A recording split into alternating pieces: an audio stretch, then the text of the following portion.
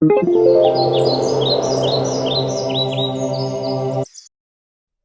the mid to late 20th century, Syrian Jews began migrating from Brooklyn to the Jersey Shore for the summertime. What started as a few families heading to Belmar grew exponentially, eventually finding themselves in the town of Deal, New Jersey. Over the past 30 years, Deal has become synonymous with multi-million-dollar summer homes and lavish and loud parties. This is the true story of one of those partygoers.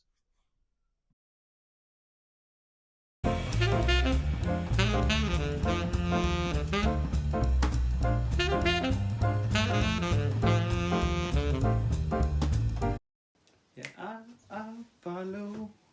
I follow you, deep sea baby. Hello. Oh, you're there. Um, welcome back, and welcome to the party. We are your friends. Come, take a drink, take a dip, take a rip, let loose. We're here to party, right? Woo! So yeah, welcome back to where I'm at now.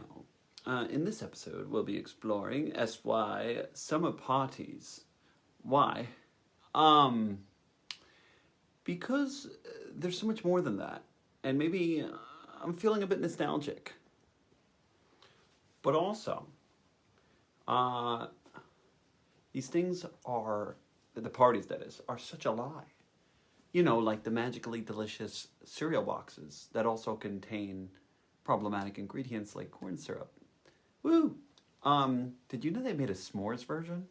Wow. Damn. That looks good. Speaking of capitalism, I haven't yet created merch for this channel, and don't want to get in trouble with General Mills. But if you want to support the channel and are feeling courageous, maybe even brave enough to wear a shirt that says magically delicious or with the Lucky Charms guy on it, or a hat or something at one of those parties, and those that know will know, go for it. You can find a bunch online. I'll link some in the description. So yeah. So why am I attacking parties? What am I, a party pooper? Here to shame your alcohol abuse and fornication? I mean, that's not happening, right? Fornication? Nobody's fornicating, right? Right. Okay. No. Or at least not intentionally. That's not what I'm here to do. I'm actually pretty pro party. I think we need more play in this world. More spaces for dance and expression, and even substance use can be a great way to let loose and let go and open up and work through trauma. Shake your ass for your ancestors, as one song so aptly put it. Of course, all of this in the right context, set and setting. See, my problem with the SY, the Syrian community, the Syrian Jewish community's summer parties, is the context. This isn't a party. It's a glorified matchmaking machine to feed a deeply problematic system and maintain endogamy. Endogamy, new word of the day. Oh boy.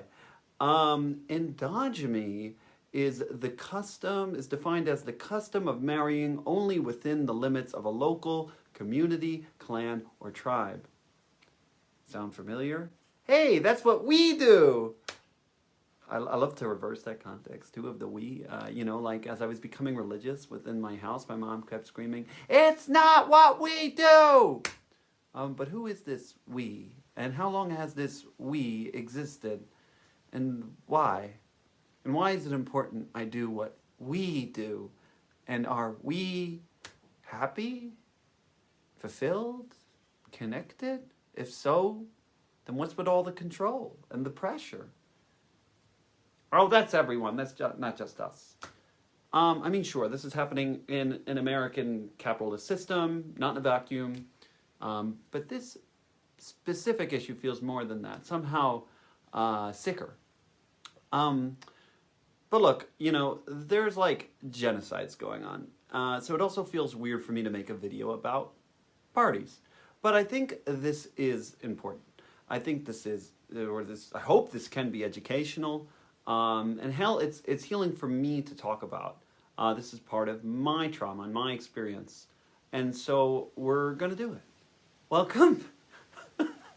This is where I'm at now, after all. So welcome to Season 1, Episode 17, and the first episode of Phase 4. So here's a quick overview of the phase coming up in the coming weeks. This is, of course, tentative to change. There's this week's episode, Welcome to the SY Party. Next week will be F is for Fantasy and Football. After that, we got Meet the Mets fan, a Nintendo Life. We are your friends, an exploration on friendship, and Am I My Brother's Keeper, an exploration on brotherhood. Okay, so before we begin, an announcement. I'm now going by they, them pronouns. Yep. And gender neutral identifiers. So no more brother, son, guy, man, sir, mister. Those just don't feel right in my heart. Instead, it could be sibling, child, person, human. Those feel much better. I should probably do a whole episode just on the importance of pronouns, but for now, I'll just say that this feels right for me. It feels like it respects the nuance of my current complex identity and gives me more room to grow and explore. It's not set in stone, and I think that's the point, at least for me. It opens the conversation and gives me room to breathe into this. Whatever it is, I'm becoming. Okay. So, without further ado, the parties.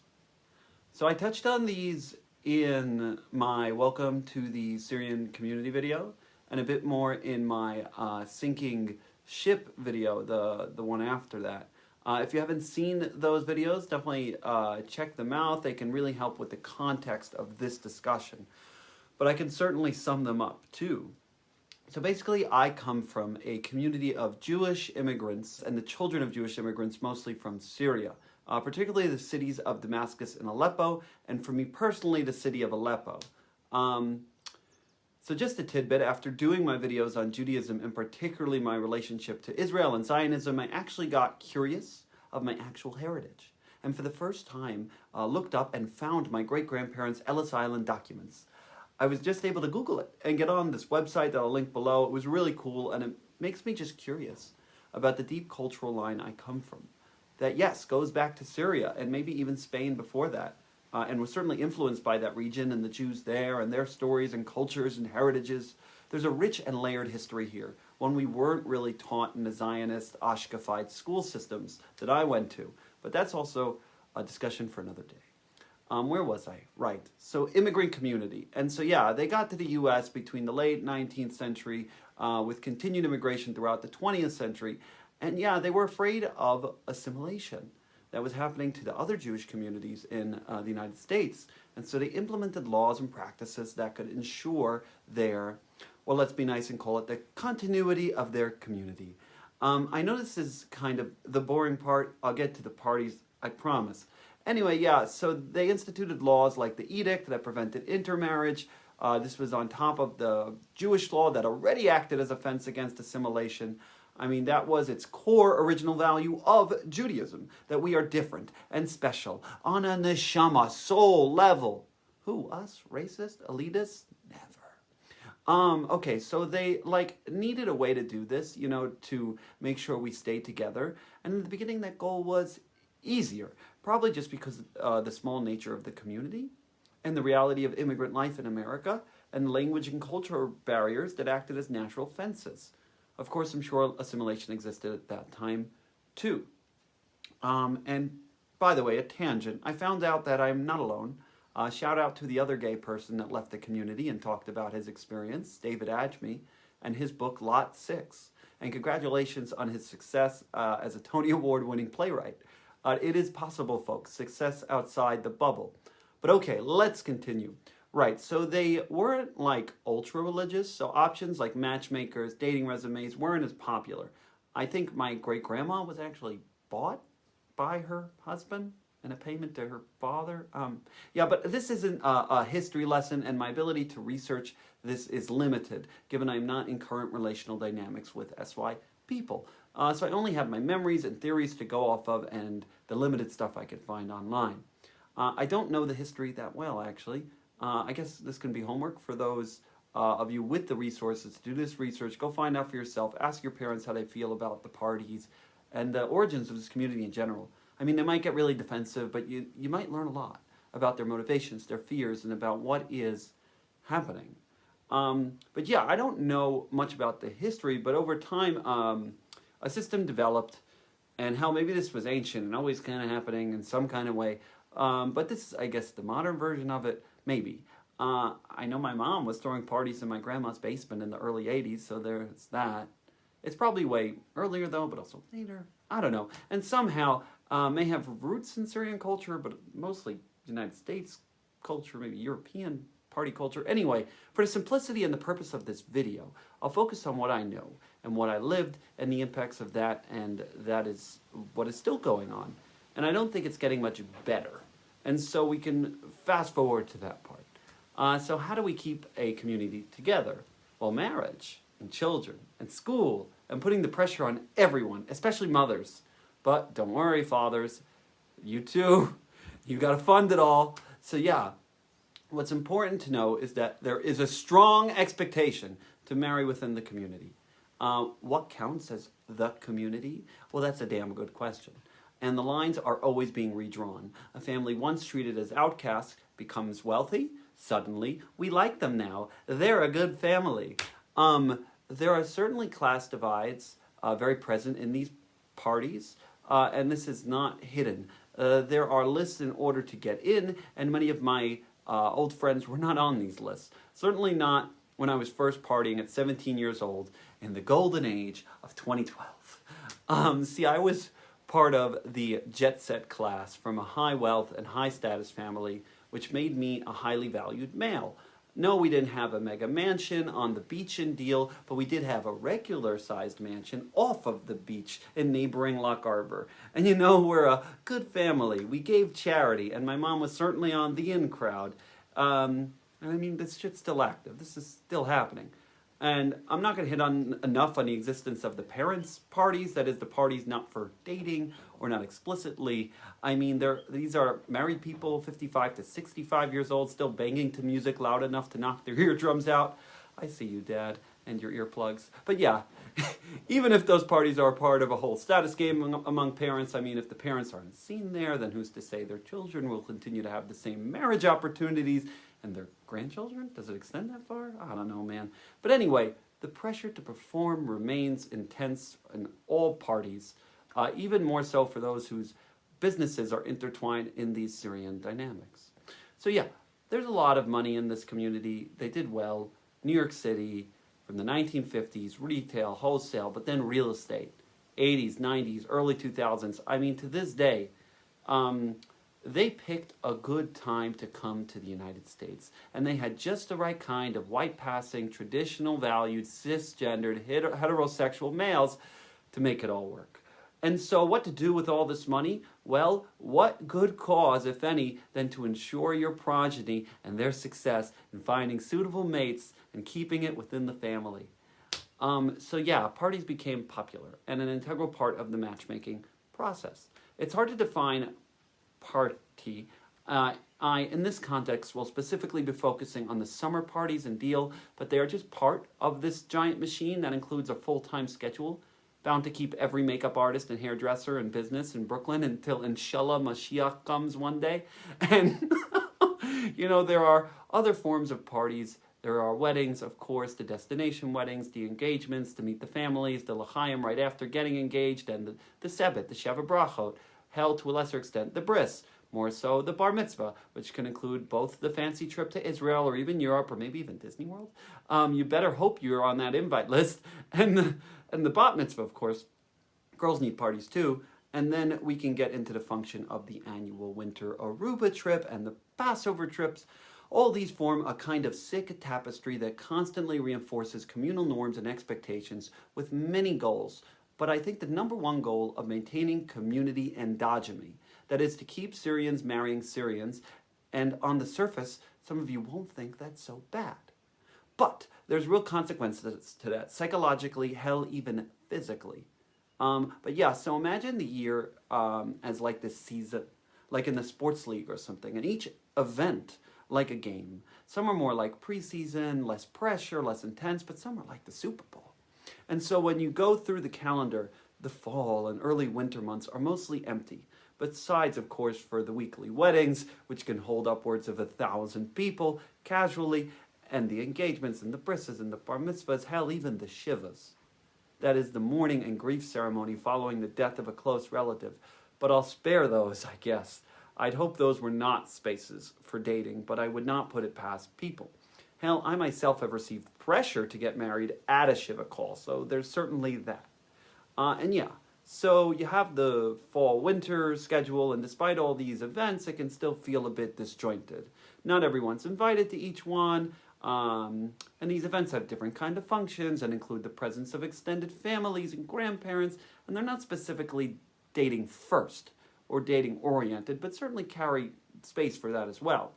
Then there's Aruba, which is its own beast, deserving of its own video, but mainly this is in January, during the school intercession break, as we don't get Christmas off. It's more in the middle of January, and about 2,000 plus SYs come together to visit Wilma the bartender. To visit one happy island, that is Aruba, and it's nearly 5 months from the end of summer. Enough time to have to decide, is this the one? If you'll be marrying that summer fling that bled into the fall and winter, this coming summer wedding season? See, we move fast. Shit or get off the pot, people. And for those that missed out in the summer and went into the dreaded fall and winter alone, Aruba can act like a beacon of light and hope.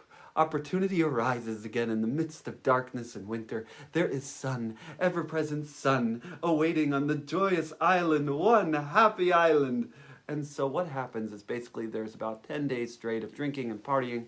Yes, there are still parents, grandparents, and children even present, but there are also designated party spaces, and basically certainly closer to the middle and end, become hyper-focused dating scenes with high pressure to meet someone while you're kind of drunk, kind of hungover, maybe a bit starving just to fit into the bikini your mom picked out for you, but you look gorgeous. And of course, the double standard of slut-shaming brought under a microscope of communal pressure, but it's okay to put out if it helps rope in the man, but not too much. Whoops. Oh boy. A friend once said, one day in Aruba is equivalent to a whole summer weekend in deal in terms of pressure, intensity, and opportunities to meet mates. But this isn't just a happy-go-lucky vacation meeting. No, this is a very expensive to be there, and your parents are waiting to hear who you talk to, and this can really shape the rest of your entire life. Many of my friends met their wives on that Aruba beach, for better or worse.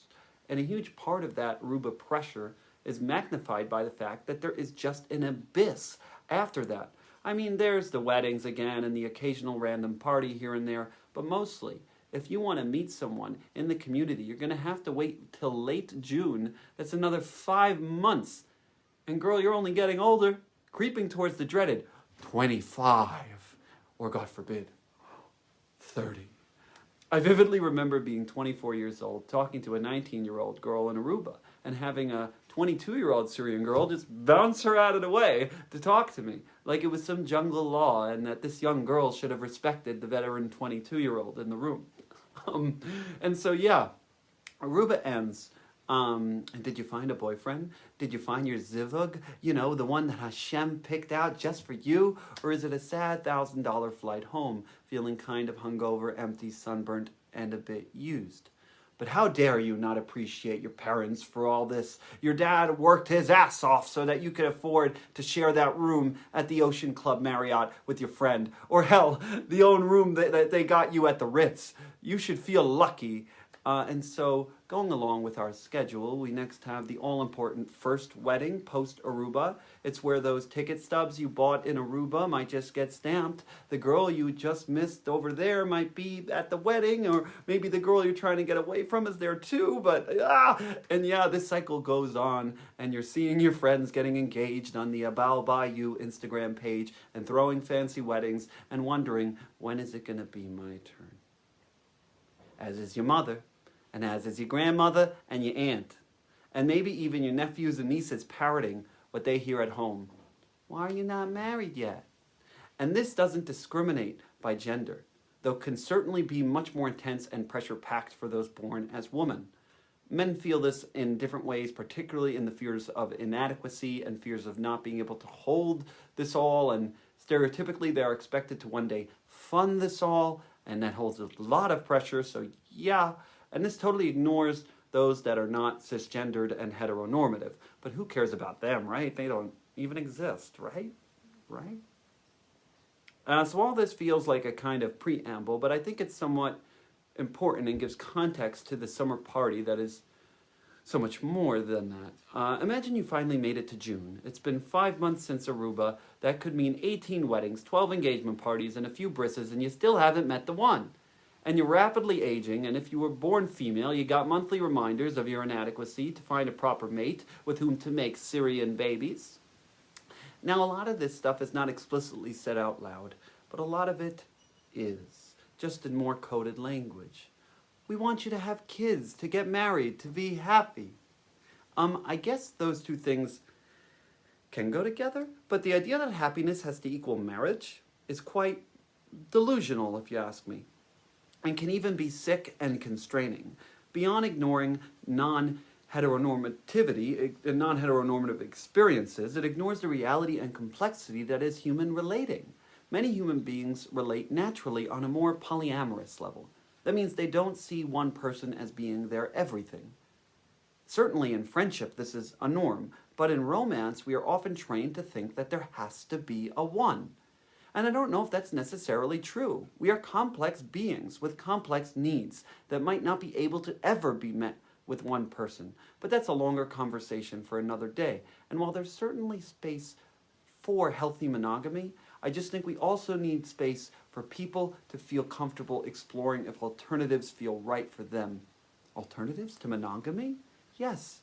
Polyamory is a thing. And I'm attaching a funny video that goes through all the different kinds, and it's way more complex than that actually, but the video is a solid intro, and just welcome to the space. And perhaps can open up the possibility within you of ethical non-monogamy in your life. I think this is an important moment to mention consent. I had a whole video on consent, and it's just something I don't think we were taught. I have things I regret that I've done at these parties and outside of them, and I imagine I'm not alone. And this isn't a guilt confession, but a call for better systems, for better education, to prepare our youth and even our married people for actual success in relating and beyond, and to protect them from harm from within and without. One of my favorite consent activities, if you could call it that, is that of BDSM. That is bondage. No, of course, this actually stands for something else. Boundaries, desires, situations, management, and or aftercare. So one by one, you and your prospective partner, before hooking up, can go through each one of these categories. This also doesn't have to be exclusive for hookups. This can be used in any intimate context, even just like taking a road trip or a vacation with someone. But yeah, so B in that context stands for discussing your boundaries. Maybe where you want to be touched or don't want to be touched, or where you're not sure. Some safe words, time constraints, anything is welcome here. D would be for desires, things you want to do, where you want to do them, how you want to do them. In a kind of way, this can feel awkward to say out loud, but it also can be really healthy and even fun and intimate to say to your partner. S for situations. That is, there's someone, if there's someone else in the picture the partner needs to let you know about. Is there some kind of time constraint? Is there something else you're worried about right now? You don't have to share your entire dating and medical history in this moment, but this can be an important moment to share information that can be relevant to the interaction. And yes, it can be important to discuss STIs or STDs, or if you had exposure recently through an unprotected sexual interaction, or just to say, yeah, I'm kind of dating someone, but we're not exclusive yet. Or she said she doesn't care who it is. She just said she doesn't want to know, and I can't do it more than once. And then, of course, there is the management and aftercare, the MA. That is what you need afterwards. It could just be a request for a snuggle session, or maybe a phone call the next day, or a check-in text. It can be nothing at all. Hell, it could even be a request for not being called.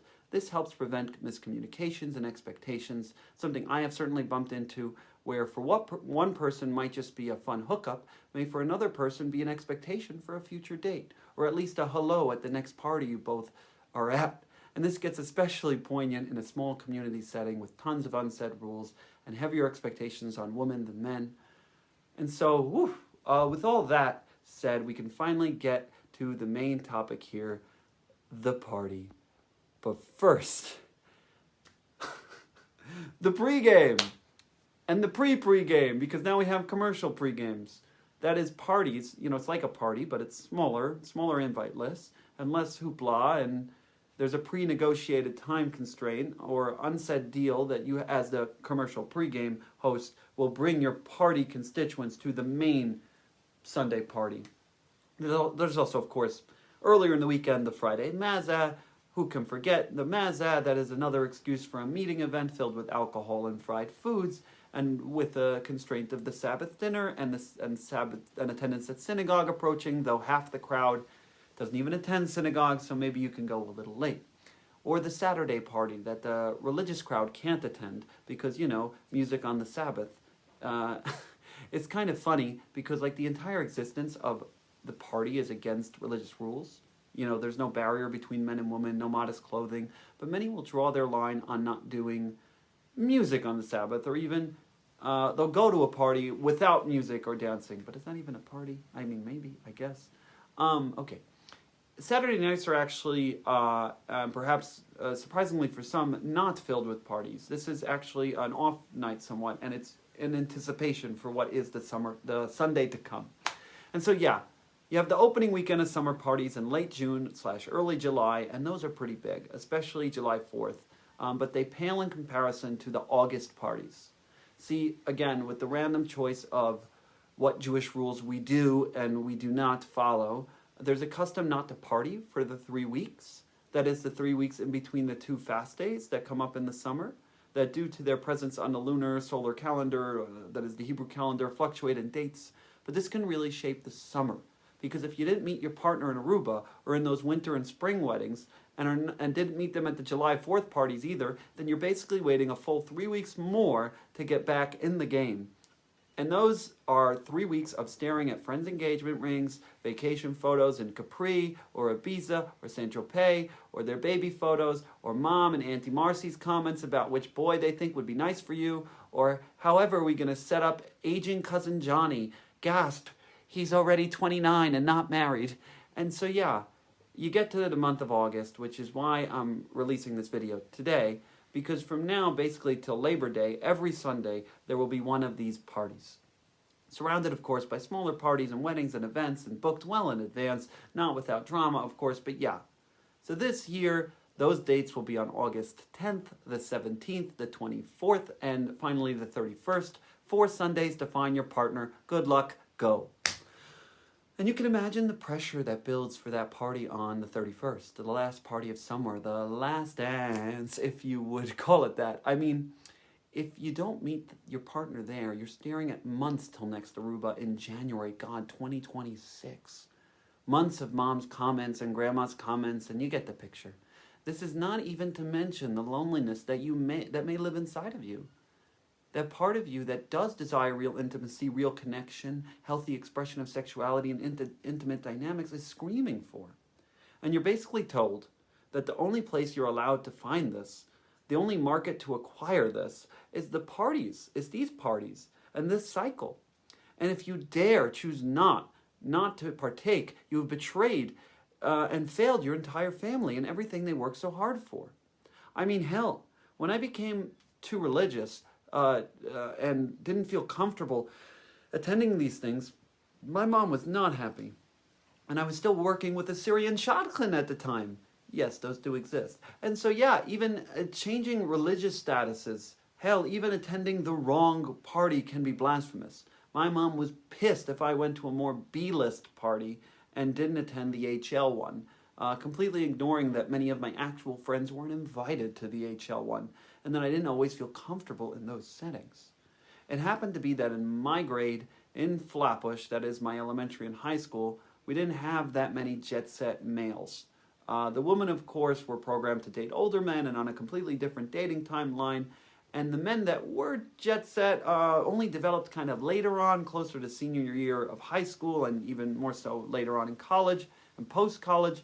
And not surprisingly, even them, they spent more time with younger and older crowds when they did change social statuses. So yeah, where all my brother's friends were also my parents' friends' kids who went with us to the fancy ski trips and the Passover trips, and were the families that threw these parties, my old friends, not so much. And not because I was some saint who made friends cross status boundaries. I truly think this was just the luck of the draw in terms of the males in my grade in school. It created this dynamic for me where I was certainly welcome at the HL and jet set parties because of my social status and general fun and even legendary demeanor, but I didn't have close male friends in my grade at these HL events. And this didn't stop me from attending them. Hell, they were fun and won me points with my mom. But yeah, there was certainly a factor in some of this, and I think really important to name is how the party invite list reinforces which families are in the in crowd and which aren't. And the pressures to be of that rat race, the parents feeling like they failed their children, and the children embarrassed to admit that they can't get in, or hell, doing whatever they can to sneak in. I do wonder how many of my friends used my name to get into the parties, especially in my early religious phase when I was still being invited but not attending.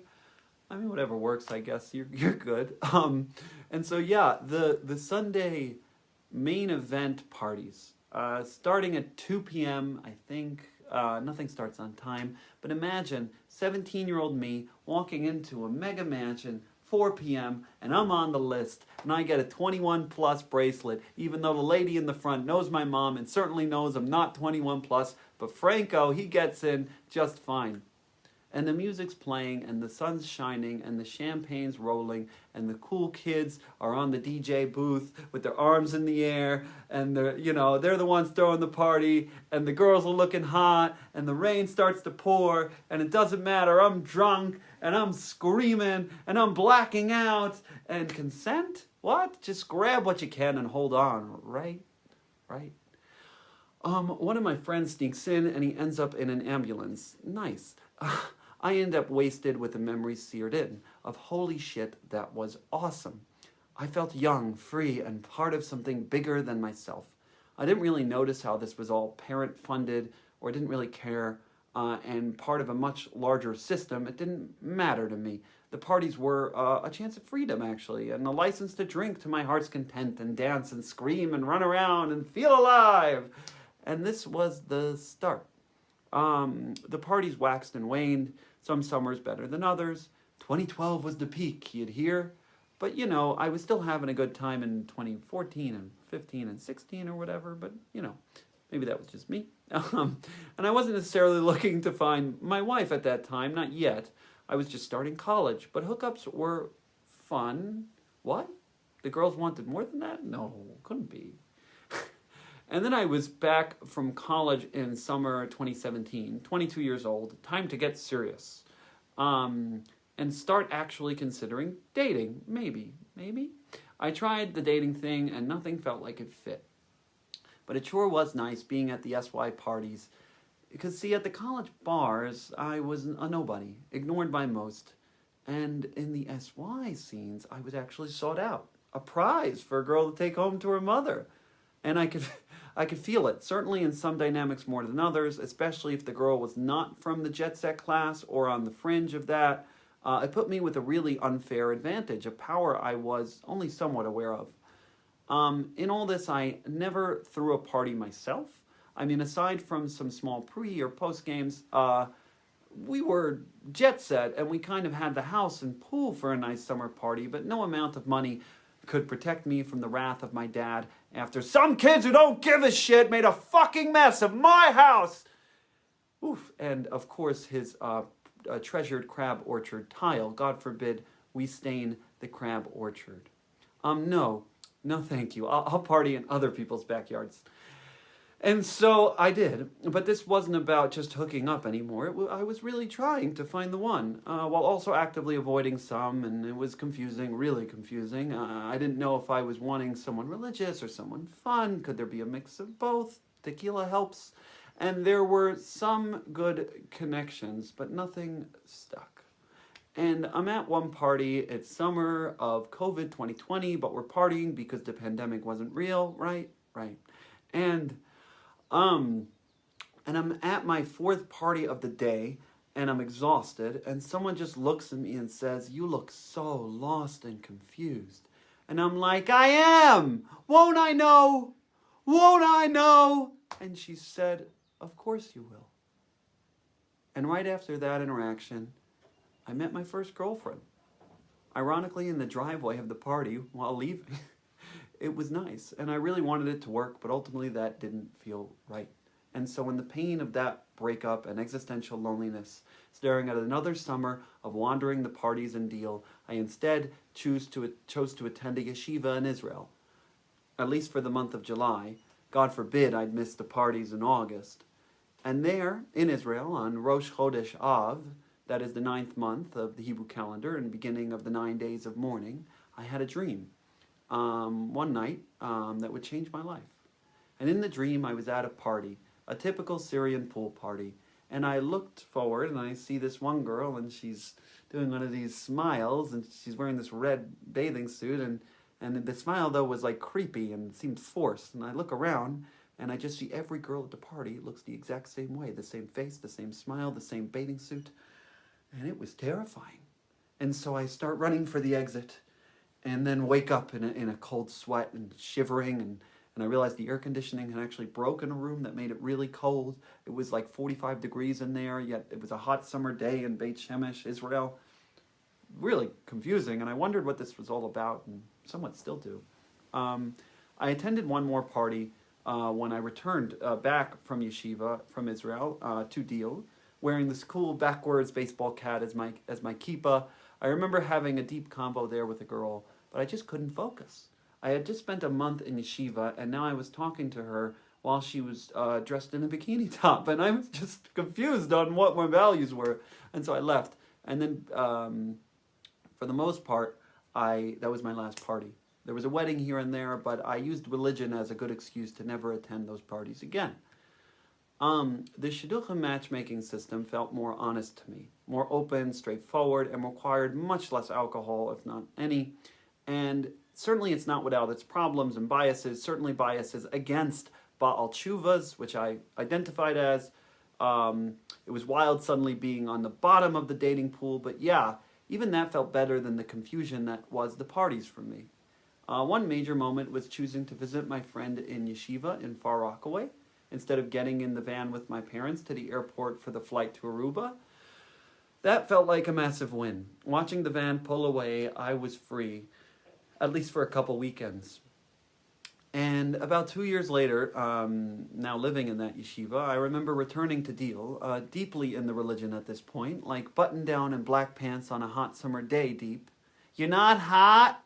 "Yes, I am, but your question is not helping, and it feels deeply invalidating to my chosen lifestyle. Please." Woo, okay.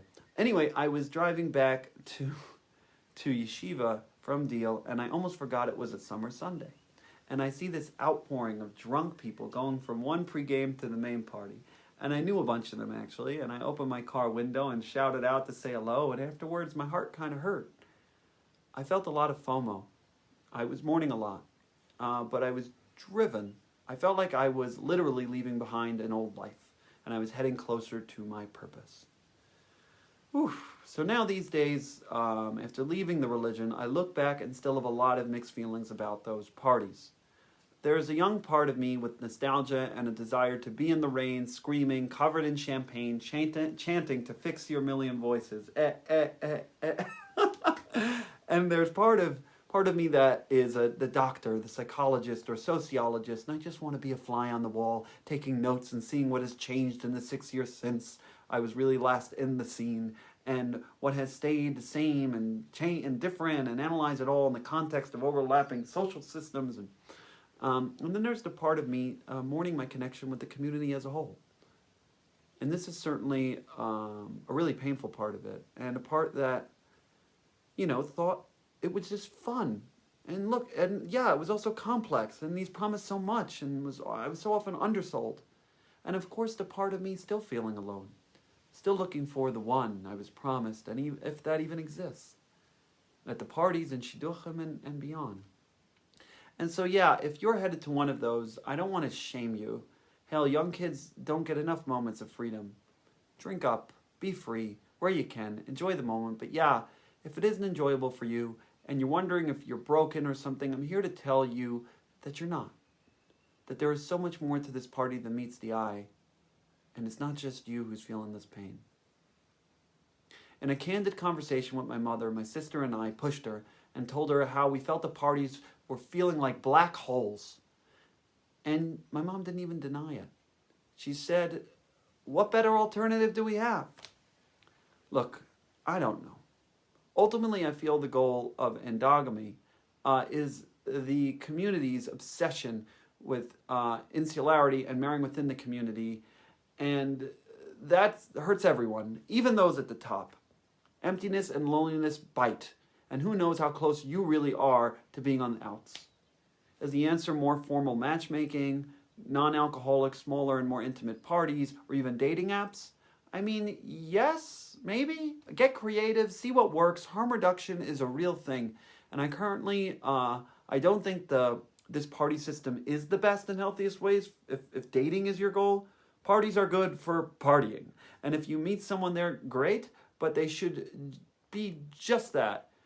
You know, what they advertise, a moment to bounce to the music and feel free, and we don't get enough of those. So I highly encourage also exploring alternative spaces for dance and movement other than these parties.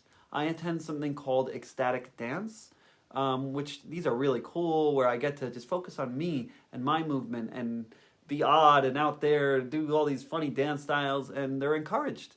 Hell, some dances I just lie on the floor and take in all the vibrations. It's really fun, and it's fun to have a space to move where my dating life doesn't depend on me meeting someone there. And they exist all over the world, certainly in New York, so give it a Google and see if it looks right for you. So yeah, that's all for today. I don't have an answer, but I hope this starts a conversation, a thought cycle maybe, of what you want and what you're looking for. And hopefully this sparks more honest communication between potential partners, between parents and children, between us and ourselves, and that self deep inside that we've ignored for well too long. Thank you, and have a magically delicious